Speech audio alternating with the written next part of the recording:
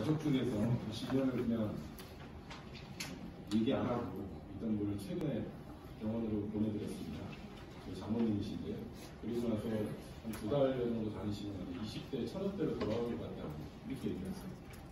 여기 계신 분들 저도 마찬가지고 조금 그런 징후가 있으면 가족분들이나 여러분들도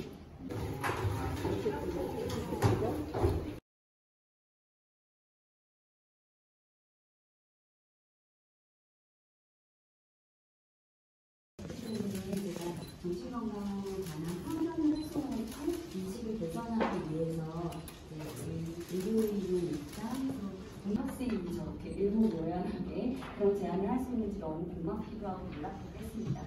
그래서 젊은 세대들이 정신과적인 지식에 대해서 질 높은 교육을 받고 그것들을 파급 효과가 굉장히 있습니다. 젊은 세대들이 다양한 미디어 플랫폼을 사용하기 때문에 그런 파급 효과가 굉장히 크고 젊은 세대들을 타겟으로 한 어떤 편견을 이제 낮추는 활동이라든지 그런 제안들을 많이 하는데 그 정신건강을 인식을 개선시키기 위한 실제적인 지휘에 도움이 된다고 생각을 합니다. 정신질환을 치료받으면 많이 좋아질 수 있다는 거에 대해서는 상당 부분 공감을 하시면서도 막상 진료실에서 환자분과 보호자분이 같이 오셨을 때 일단 좀 제 이야기를 들으면 저는 사실은 좀 불안장애나 외상 스트레스 장애, 스트레스 질환 환자분들을 조금 더 많이 보는 클리닉을 하고 있습니다. 이제 오면은 어떤 청소년분들이나 어떤 대학생분들은 본인 치료받고 싶은데요. 부모님께서 너가 의지로 더 해봐야 되지 않냐라고 얘기를 하셔서 약을 처방을 못 받아가세요. 약을 처방을 받아갔는데 부모님이 막 버려서 못 먹었다고 얘기를 하시는 경우도 있고 아까 말한 것처럼 너무 과도한 약을 먹으면서 치료를 잘 받으려고 항상 노력하고 있는데 그거 말고 너의 의지 어떤 다른 행동을 하라고 얘기를 한다든지 세대 간의 정신건강에 대한 공감대가 형성될 수 있는 조금 질이 높은 인식개선 활동이 필요하다고 생각합니다.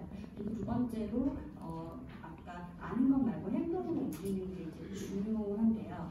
제대로 서비스를 받을 수 있는 환경을 제안을 해야 되는데 그게 사실 민간 의료기관에서 하기가 쉽지는 않습니다.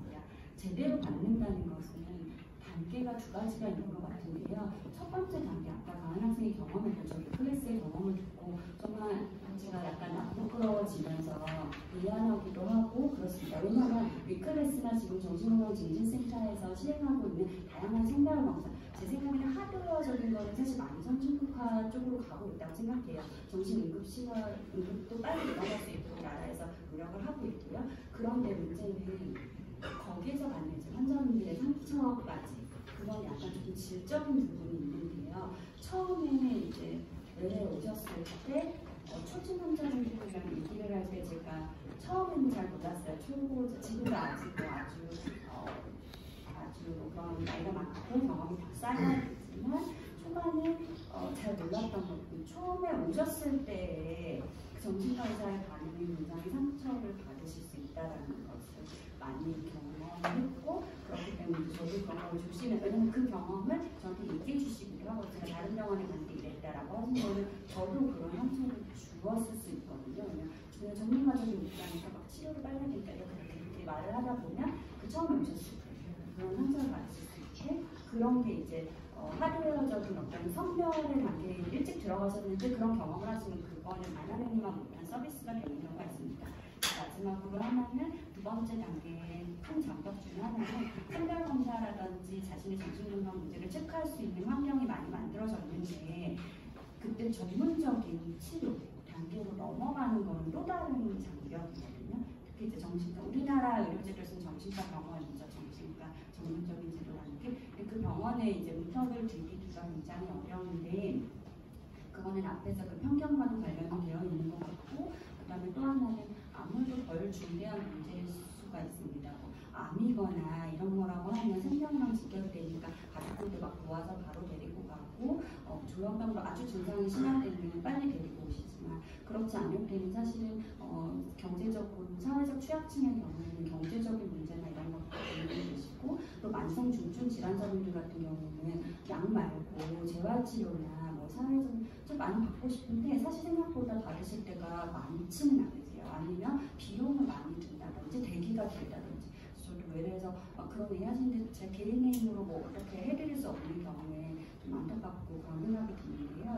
그런 어떤 초기 진입 단계와 그다음에 전문적 치료로 넘어가는 단계에 있어서 좀 그거를 이제 국민들이 쉽게 접근할 수 있는 정책도 제안해 주시면 좋을 것 같습니다. 감사합니다.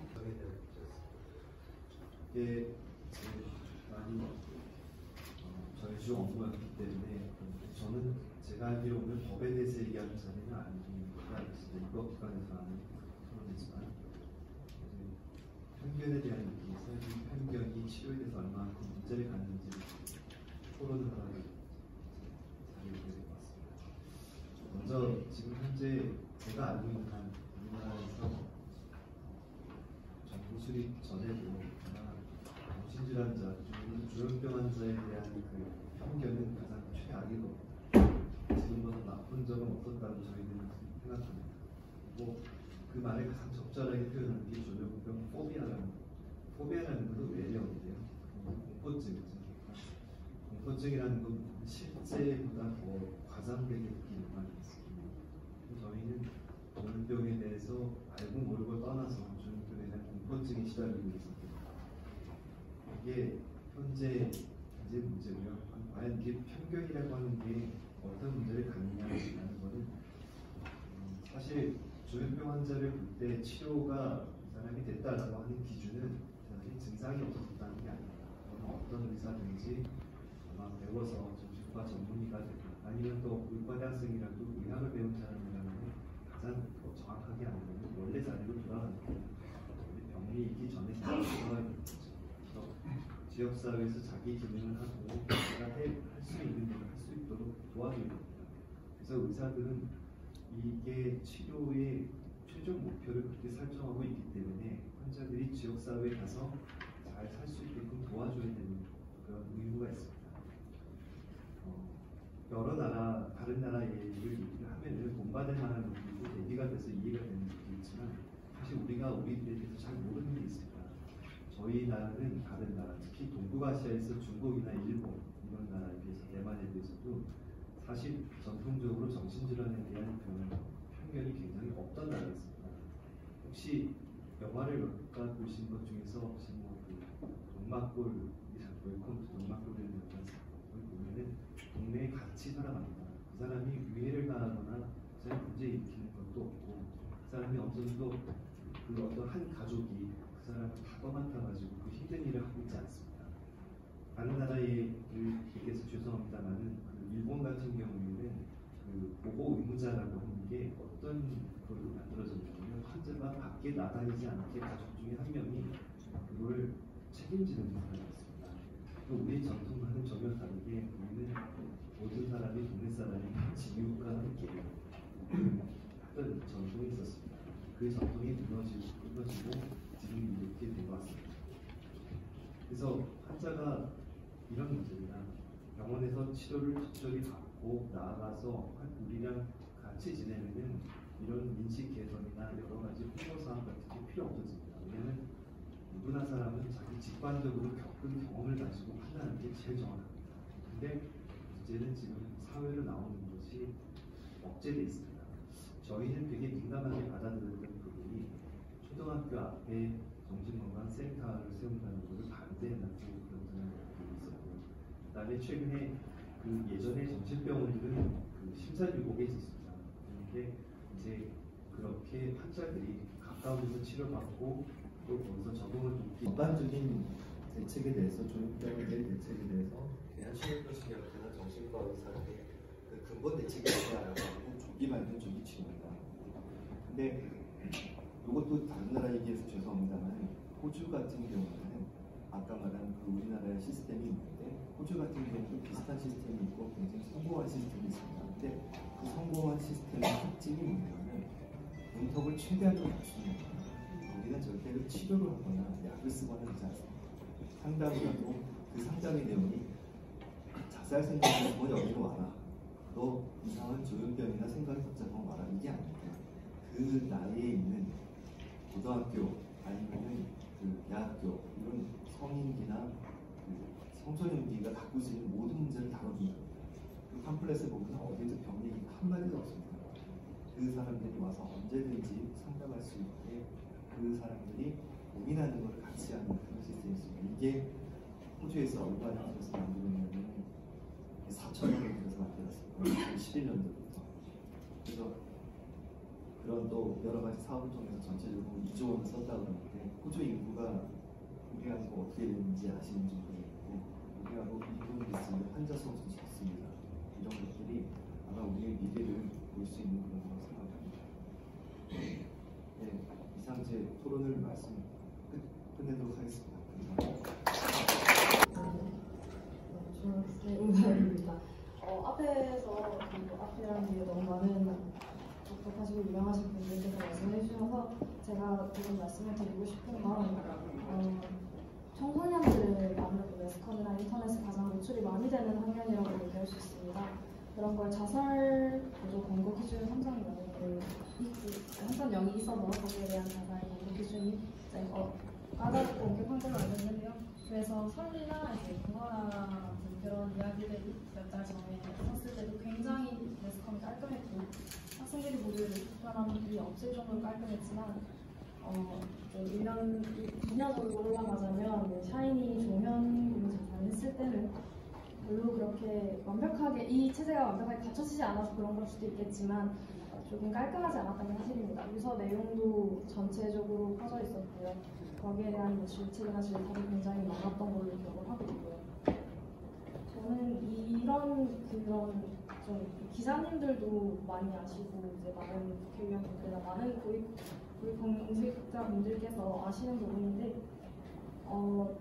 이런 거에 매스컴 앞에 자살이라는 단어가 붙거나 정신 관련된 어떠한 단어가 붙게 되면 굉장히 그 기사에 대한 조회수가 높아진다고 합니다. 그런 조회수를 이용하셔서 안 좋게 보도를 하시는 분들이 굉장히 많으십니다. 앞에 말씀드렸다시피 조현병이다, 우울증이다 라고 얘기하시는 분들이 많고 저도 우울증을 겪어봤고요. 대인기피증을 겪어봤고 조현병을 겪으면서 느꼈던 건 일반 사람들하고 그렇게 다르지 않습니다. 조현증이고 우울증이고 별로 다르지 않은데 매스컴에서만 유독 되게 다른 사람인 마냥 되게 이상한 병 하나 가지고 있고 되게 특별한 사람인 것 마냥 이야기를 하십니다.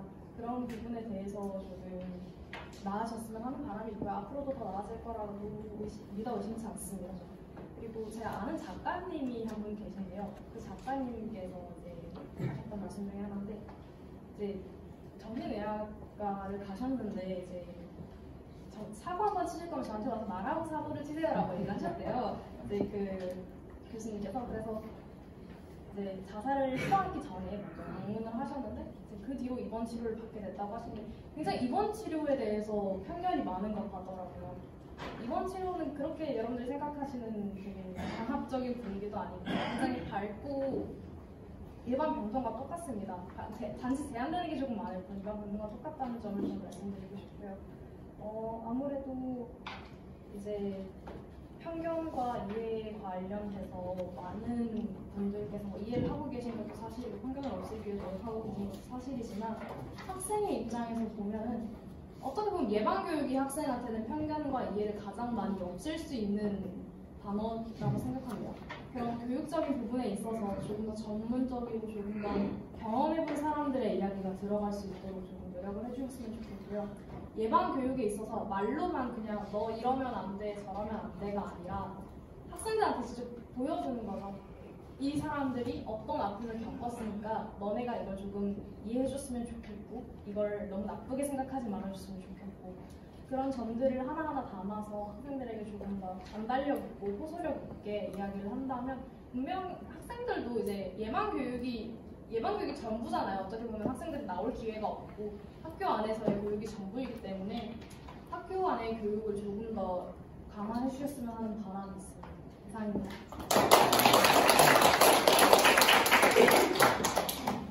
참 어른스럽지 않아요? 어른들이 얘기하는 것보다도 훨씬 더 정확히 얘기하는 것 같은데 어른스러운 것 같습니다. 고맙습니다. 마지막 토론들은 우리 홍준희 과장님 나오셨는데 홍준희 과장님 말씀하신 의사님께서 본인 이제 정신과 중앙의학과 의사로서 경험하고 있는 말씀을 주셨고 외국 사례들을 주셨습니다. 일본의 소위 보호자 제도가 있었던 것이 우리나라는 그 당시에 오히려 더 지역사회에서 같이 돌봄의 역사가 있었던 것에 비해서 네. 정말 그 정신과 조현병, 우울증 요거는 정말 분리할 수가 없는 것 같고요. 주로 이제 그 병동에 주로 어떤 분들이 입원하는지 주로 2019년도 이렇게 정리를 했더니 거의 대부분 조현병, 우울증 질환이 거의 대부분이고요. 우울증은 이제 조울증 진단이 거의 포함되고요. 정말 이 아까도 말씀드렸듯이 극성기 치료를 받으면 예전 모습을 거의 대부분 찾는 그런 가능성이 많아서 극성기 치료가 굉장히 중요한데 가끔 뭔가 학생이 일반 병실과 전혀 다르지 않아요. 이 말씀을 제가 아무리 설명을 해도 못 알아들으시는데 이 무관 학생이 그 말씀을 해주셔서 너무 감사드리고요. 그래서 결국에 자살률이 높고 이런 우리나라가 그런 경험을 하고 있는데 그거는 이제 전문가들의 도움을 받지 못하는 분들이 너무 많다. 근데 왜 도움을 못 받느냐? 어떤 그런 편견들이 많다. 편견이 왜 오느냐? 그러니까 이 조현병 우울증으로 인한 자살 이런 것이 치료를 받기에 문턱이 너무 높다는 거죠. 문턱이 높다. 이 편견 때문에. 그래서 그런 어떤 치료율을 높이는 어떤 전문가의 도움, 아까 이사님께서 말씀하셨던 정신건강복지센터의 어떤 기능을 살짝 제 소개를 하자면 그 정신의학신문 발행인 정경엽이라고 합니다. 저희 정신의학신문은 그 정신건강에 대한 인식 개선을 위해 젊은 정신건강의학과 전문의들이 모여서 만든 온라인 신문입니다. 4년 전부터 매일 2-3개의 기사와 칼럼을 정신건강의학과 전문의들이 직접 만들고 있습니다. 저는 정신건강에 대한 인식 개선을 위해 이 4년간의 경험을 말씀드리고자 이 자리에 오게 됐습니다. 제가 생각하기에 정신건강에 대한 인식 개선을 위해서는 첫 번째로 자신의 마음 상태가 어떤지를 알 수 있게 도와줘야 한다고 생각합니다. 정신건강의학과 전문 혹시 내년도에 정해진 계획이 있으시면 말씀을 좀 보태주셔서 고맙고요. 네, 방금 정신건강 과장 김정일입니다. 오늘 그런 주제에 맞춰서 여러 가지 이슈가 있겠지만 편견 초점을 맞춰서 말씀을 좀 드린 반면 저희 수급 연예인 저희 정신건강에서는 정신질환이 있다는 이유로 어떤 부당한 차별을 해서는 안 된다라고 되어 있습니다. 그렇게 하면서 이제 법 전체에 흐름이 있는데요. 그런 법을 이제 집행하는 국제법 공무원으로서 그런 방향이나 이런 부분에 대해서 실현을 하려고 아까 여러 가지 법 제도상 문제점도 있다고 하셨지만 그런 극복해 가면서 개선해 나가려고 노력을 하고 있습니다. 오늘 주제가 된 이제 편견, 부당한 차별, 편견이 부당한 차별을 일으키겠죠. 편견이 왜 문제가 되는가를 생각해 보면 첫 번째로는 편견이 있으면 환자 자신의 치료에 방해가 되고 치료를 잘못 받는다고 먼저 지적해 주셨고요. 그리고 숨기려고 하니까 조기 발견에도 방해가 됩니다. 그리고 편견이 있으면 결국 궁극적으로는 우리가 함께 살아가는데 방해가 됩니다. 그래서 이 편견을 해소를 해야 되는데 그러면 그 편견이 어떤 편견이냐 앞에 발제해 주신 분들이 좋은 비교도 많이 주셨는데 결국은 다른 질병과의 차별에 따른 그런 이제 편견이라고 볼 수 있겠습니다. 신체 질환과 별로 다르지도 않는데 정신질환을 다르게 보고 달리 취급하고 이상하게 보고 하는 부분이 중요한 편견의 원인이 될 것 같습니다. 사람은 모두 다 다르다고 생각을 하죠. 그러니까 뭐 자기와 다르면 다름이 점점 커지면 이상하다고 생각하고 이상하면 정상과 비정상을 나누려고 할 텐데 정신질환이 있다는 이유로 아예 고정적으로 이상한 사람으로 그냥 취급받고 다른 생각을 가지면 병 때문이라고 생각을 하고 올바른 의견을 얘기해도 병 때문에 하는 그러니까 정신질환을 가지고 있는 사람의 얘기는 잘 들어주려고 하지 않는 그런 문제가 당사자들 사이에서도 항상 얘기가 되고 있습니다. 적절하게 치료를 받지 못하는 환경에 대해서 말씀을 주셨는데 정신과가 이제 이상한 사람이 가는 곳이다라는 편견이 있는 거죠. 정신과는 그냥 정신질환을 치료받으러 가는 곳입니다. 근데 그 정신과를 출입하는 것을 이상하게 보면 그게 이제 문제가 되는 거고요. 원래 이제 다른 신체 질환과 비슷하게 비교를 해보면 정신적 문제가 있으면 첫 번째 하는 일이 뭐냐면 스스로 그 문제를 해결하려고 노력을 할 겁니다. 신체 질환도 똑같잖아요. 뭔가 이상이 있으면 스스로 주물러도 보고 만져도 보고 운동도 해보고 이것저것 좋은 거 먹어보기도 하고 하는 것처럼 정신적으로 문제가 있는 분들도 스스로 명상을 해본다든지 아니 뭐 책을 찾아본다든지 여러 가지 자기 스트레스를 해소할 수 있는 방법을 찾으려고 노력을 합니다. 두 번째로는 그러다가 잘 안 되면 전문가의 도움을 받기로 하죠. 상담을 받으러 가거나 또 좀 종교적인 도움 또는 좀 유명한 또는 고명한 전문가의 도움 또는 뭐 이웃에 잘 안 하시는 분 이런 분들 도움을 받으려고 하고 또 더 나아가면 어떤 힐링 프로그램이라든지 또는 뭐 스트레스 개선 프로그램이라든지 다른 방법의 그 프로그램을 합니다. 신체 질환도 똑같죠. PT 스쿨을 가기도 하고요. 영양 상담 받기도 하고 자기 신체 질환을 뭔가 개선하기 위해서 물리치료 받기도 하고 뭐 그렇게 합니다. 그렇게 하다가 안 되면 이렇게 잘 되는 게 아닌 것 같다고 하면 정신과의 진료를 받으러 가고 정신과 의사의 도움을 받으면 증상의 개선과 또는 어떤 자기 상태에 대한 정확한 진단, 판단 이런 것들 도움을 받기도 합니다. 그렇게 하면 근데 그게 끝이 아닌 거죠. 다른 신체 질환도 마찬가지로 병원에 갔다고 해서 고혈압, 당뇨병이나 이런 걸로 진단받았다고 해서 다른 노력을 게을리하면 그 의사의 도움만으로는 안 되는 부분들이 있거든요. 스스로 해야 될 부분들이 있는 것처럼 정신질환을 가지신 분들, 조현병 환자나 우울증 환자나 다른 불안증 환자들도 의사의 도움을 받지만 그와 마찬가지로 또 꾸준하게 그 상황을 개선하려면 본인들의 노력이 같이 필요한 부분들이 있습니다. 결국은 정신질환도 다른 만성질환이나 신체질환과 별로 다르지 않은데 그런 노력들을 잘 하지 못하게 하는 그런 환경들에 대해서 오늘 많은 지적이 있었다고 생각을 합니다.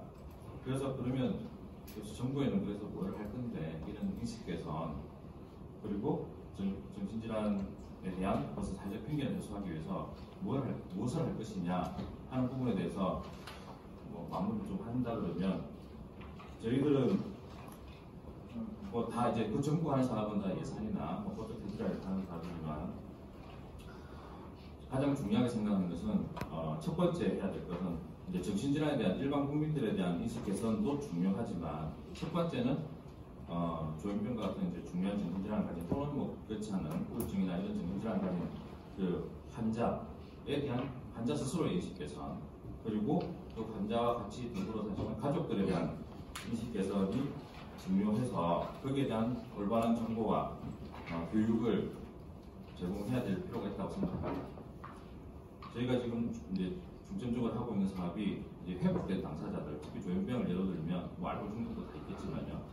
회복된 당사자들을 동료 지원관으로 양성을 해서 그 동료 상담을 하거나 또는 자조 모임을 하거나 해서 그 환자들끼리 스스로 이 병을 극복하고 인식을 개선하는 왜곡된 생각을 하지 않도록 하는 부분에 초점을 맞추고 있고요. 두 번째는 가족들입니다. 먼저 경험한 가족들이 새로운 환자의 가족들을 올바른 정보를 주고 정서적 지지를 해주고 해서 함께 이 질병을 환자와 가족이 함께 극복할 수 있도록 도움을 주는 그런 이제 가족 지원과 또는 가족들 모임을 좀 도와줄 수 있는 방법들을 저희가 좀 해보려고 합니다. 그래서 그 가족분들 말씀을 들어보면 항상 그 환자들을 잘못 알고 있었다. 가족 내가 잘 미리 좀 빨리 알았더라면 우리 자녀들을 처음에 발견했을 때 한 도움 줄 수 있었을 텐데 잘 몰랐기 때문에 그 늦게 알게 돼서 굉장히 후회를 많이 하시는 부분도 있고, 알고 나서는 훨씬 더 가족 관계와 환자와의 관계가 좋아지고 하는 부분들을 기억을 많이 얘기해 주십니다. 그래서 그런 일을 할 수 있는 분들은 먼저 경험한 가족들이거든요. 그래서 당사자는 당사자들끼리, 가족은 가족끼리 서로 소통하고 활동하는 부분들을 저희가 정부에서 좀 지원해서 그분들부터 먼저 인식을 개선하는 쪽으로, 편견을 개선하는 쪽으로 해보려고 합니다. 마지막으로는 결국은 이제 국민들 인식도 바뀌어야죠. 그래서 대국민 캠페인도 하고 뭐 공익 광고를 한다든지 뭐 그런 활동 하나하나가 다 비용이 많이 드는 거지만, 최근에는 우리 이제 윤석준 교수님이 계시는 정신건강복지사업지원단에서 대학생 정신건강 스포츠를 양성하는 그런 사업도 하고 있습니다. 그래서 그 일반 학생들, 그 시기가 조현병이나 발병이 많고 또 우울, 불안이나 스트레스가 많은 시기이기 때문에 그 대학생들을 스포츠로 양성해서 인식 개선 활동을 하는 부분들도 활동을 올해부터 시작했는데 점점 확대해 나가고, 또 다른 부분에 있어서 좀 더 노력을 하도록 그렇게 내년부터 올해부터 시작된 것도 있고 내년에 이어서 하고 앞으로 쭉 해야 될 그런 사업으로 이끌어 나갈 거라고 말씀드리면서 제 말씀 마치겠습니다. 선택이 된 것 같습니다.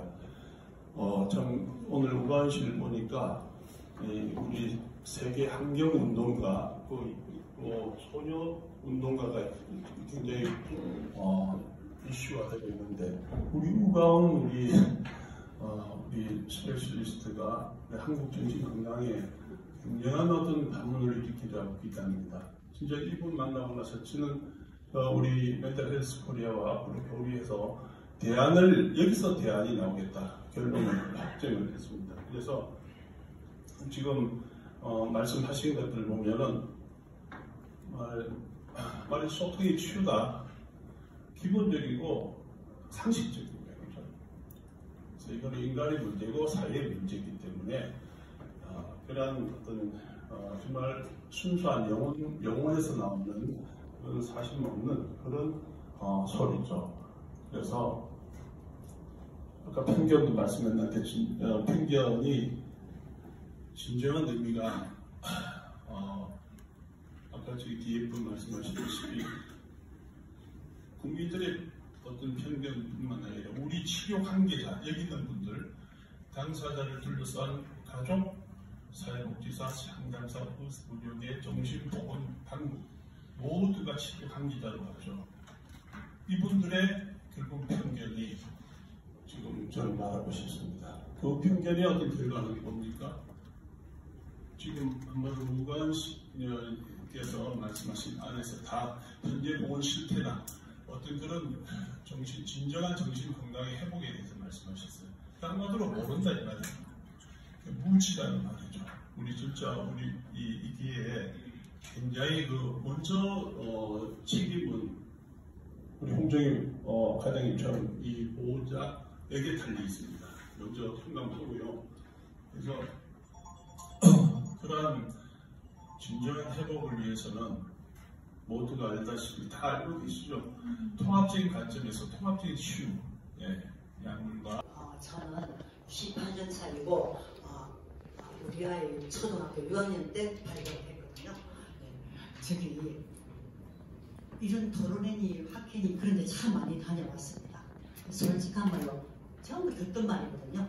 근데 이제 마지막 참석한다 생각하고 홍정일 과장님 계시니까 모든 걸 다 붙여봤습니다. 저 할 말이 마지막 할까요? 지금 있죠. 감기보건법이 왜 없는지 참 궁금해요. 감기보건법. 그래서 우리 장애자를 건강인이 보건자는 이런 걸 좀 빼고 정신장애인 복지법을 만들어줬으면 좋겠어요. 지금 전부 다들 말씀하시는 것들이 재활, 회복, 뭐 이런 것 등등을 말하는데 그런 아이들이 재활됐다 해도 물론 대중에는 완전 그래서 정말 그 노하우가 쌓일 수 있는 처우 개선을 해주면은 오래오래 거기서 많은 경험을 쌓아서 정말 상담을 잘 줄 것 같아요. 그런 거 하나 필요하고요. 한 가지는 가만히 보면은 백화점 나열식이라는 거예요.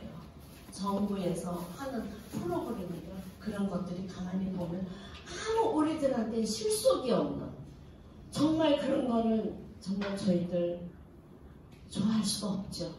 그리고 발전할 수도 없고 네, 두 가지만 부탁드립니다. 마지막으로 우리 조순득 가족 대한민국회장 조순득입니다. 저는 간단하게 현재 법들이 많이 개정되기 위해서 많은 법들이 나와 있지 않습니까? 지금 오늘도 사회평균 극복을 하다는 이런 슬로건을 걸고 토론을 하고 편견차별법을 만듭시다. 편견차별법. 편견차별을 없애는 법. 그것만 있으면 얼마나 좋겠습니까? 그 모든 통틀어 다 할 수 있잖아요. 편견차별을 없애는 법을 좀 만들었으면 좋겠습니다. 예, 여러 발언들 고맙습니다. 마치도록 하겠습니다. 지금까지 끝까지 함께해 주셔서 감사드립니다.